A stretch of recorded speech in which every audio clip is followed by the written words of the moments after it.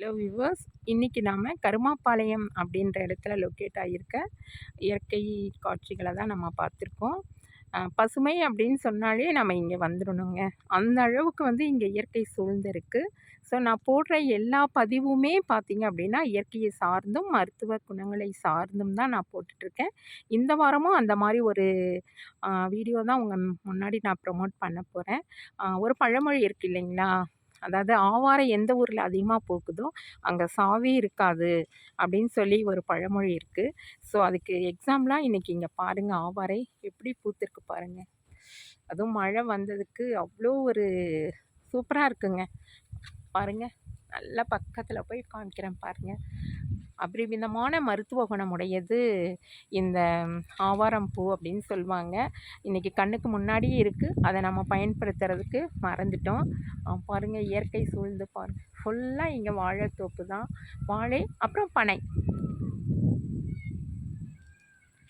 மரமும் வாழை மரமும் சூழ்ந்து தான் இருக்குது.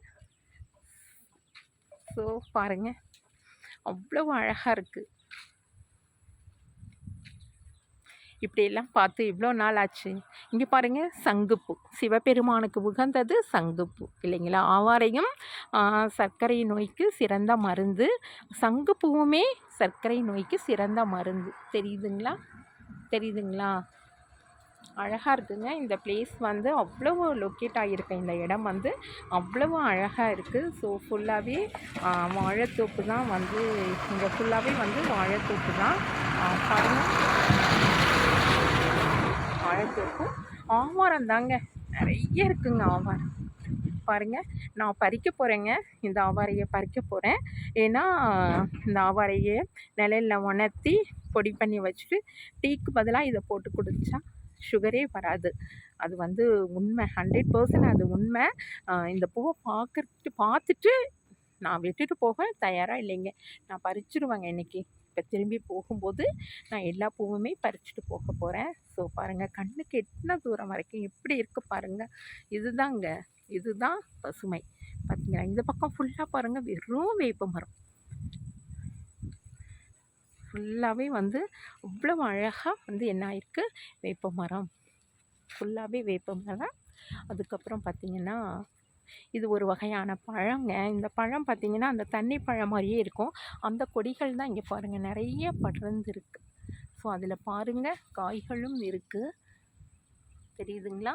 இந்த காய் வந்து குழந்தைங்கள்லாம் பழம் ஆயிரும். எல்லோ கலரில் பழமானதுக்கப்புறம் குழந்தைங்க இதை பறித்து சாப்பிடுவாங்க. ஸோ டேஸ்ட்டாக இருக்கும். நானுங்களும் சாப்பிட்ருக்கோம். இதுக்கு பக்கத்துலேயே பார்த்திங்கன்னா ஒரு குளம் ஒன்று இருக்குங்க. காமிக்கிறேன், அந்த குளத்தை நான் பக்கத்தில் போய் காமிக்கிறேன். அந்த குளம் இருக்கிறதுனால தான், அந்த குளத்து தண்ணியை தான் இந்த பாசனத்துக்கு பயன்படுத்துகிறாங்க. தண்ணி வந்து அவ்வளோ வந்து சுத்தமாக கிடையாது, கொஞ்சம் கலங்களாக தான் இருக்குது.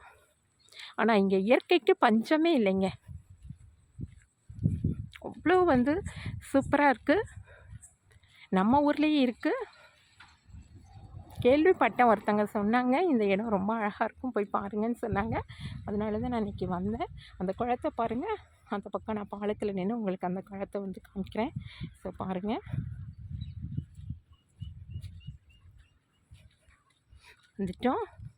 குளம் தெரியுதுங்களா, தண்ணி தெரியுதுங்களா, பார்த்தீங்களா? பாருங்கள், இவ்வளோ இயற்கை. அந்த குளம் பாருங்கள், சூப்பராக இருக்கா? ரொம்ப அழகாக இருக்கு இல்லைங்களா? சுற்றி இயற்கை தாங்க. வீடுகள் இருக்குது, கொஞ்சம் தூரம் உள்ளே போனால் வில்லேஜ். அதை சுற்றி பாருங்கள், முழுமையாக இவ்வளோ அழகாக இருக்குது. இங்கே பாருங்கள், ஒரு பனைமரம்.